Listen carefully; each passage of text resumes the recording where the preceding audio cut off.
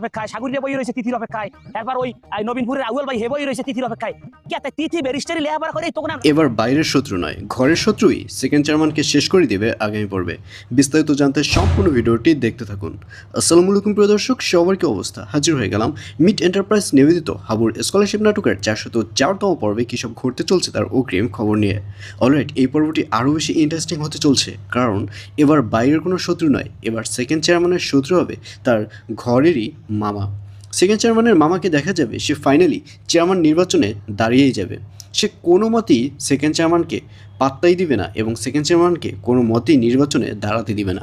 আর অন্যদিকে second chairman তো নাসরবান্দা, তারও এক কথাই থাকবে। সেকেন্ড চেয়ারম্যান বলবে যে এবার যদি চেয়ারম্যানের নির্বাচনে দাঁড়াতে হয় তাহলে আমিই দাঁড়াবো, আমি কখনো আর সেকেন্ড চেয়ারম্যান হয়ে থাকতে পারবো না, আমি এবার ফার্স্ট চেয়ারম্যান হব। আর অন্যদিকে গ্রামের মধ্যে এবার রুহুলকে দেখা যাবে সে সবার সাথে যে রিলেশন করে, এই ব্যাপারটি আলমাসের কাছে খারাপ লাগবে এবং আলমাস বলবে যে সবার সাথে কেন রিলেশন করছিস, যদি রিলেশন করতেই হয় একজনের সাথে রিলেশন কর, যদি রিলেশন করতেই হয় তাহলে তিথির সাথে একবার করিস, একবার মায়ার সাথে করিস, এরকম কেন করছিস। এই নিয়ে আলমাস এবং রুহুলের মধ্যে বিশাল একটা তর্কাতর্কি লেগে যাবে আগামী পর্বে। আর এছাড়াও থাকবে আশ্চর্যের সকল ঘটনা। সুতরাং সবাইকে হাবুর স্কলারশিপ নাটকের 404তম পর্ব দেখার আমন্ত্রণ রইল।